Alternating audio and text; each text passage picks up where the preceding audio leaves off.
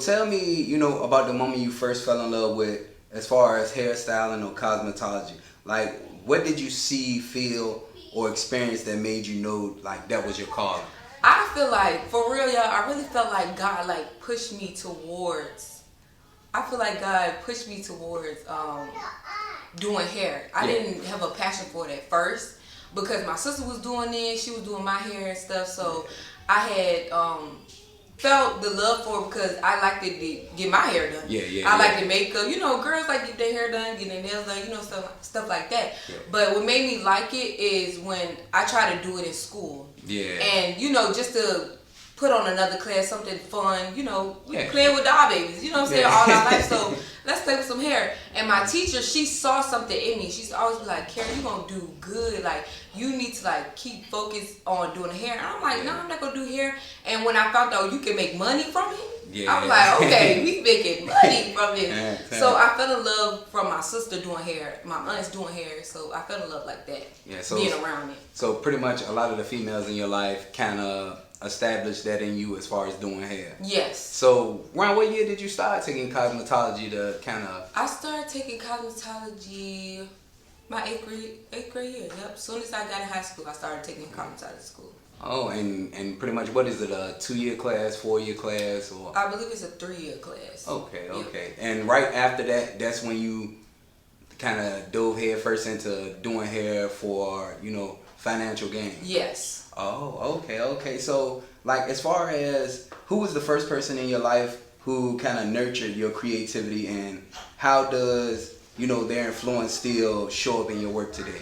My sister. Yeah. Y'all know her, okay? Yeah. Kate Mills. She really, like, helped me, help me with the business part too, because she did it before me. So I basically followed her footsteps, and she showed me how the game was. Like, okay, this, how many clients you could set like this, get you a Booksy account, okay, get you a separate personal account, and then you get a business account. So she showed me, and I seen how she did business, and like she just taught me like the ins and outs, and like what not to do and what to do. So I would say my sister. Yeah, so she's one of the kind of like the main influential features. Yes. Okay. And it's Kate Mills, correct? Yep. Already. So, like, when you was growing up, like, what was like your religious or spiritual environment like, and how did it shape you as a woman today? Jesus Christ. Okay, got to say that because everybody say God, but we talk about Jesus Christ.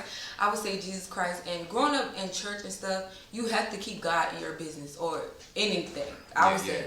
I don't know about anybody else, but I keep God in everything I do, and it prospers. I feel like when you sow good seeds, it will give it back. I'm all about the word, so putting God in everything you do is gonna prosper.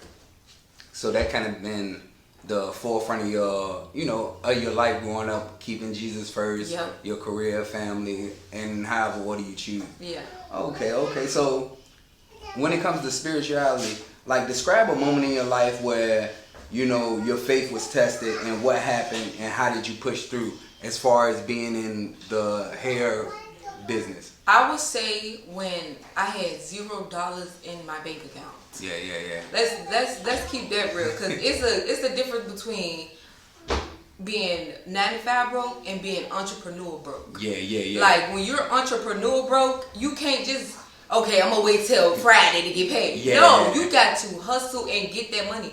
I had a point in my life where I had $0 in my bank account, and I didn't know how I was gonna pay the mortgage, my shop rent, or anything. And I had to put all my faith in God, and He made a way. So I feel like that was the most scariest part, when I couldn't call nobody or depend on nobody. God had to put me where I had to depend on Him, and that's just it. Yeah, kind of push you.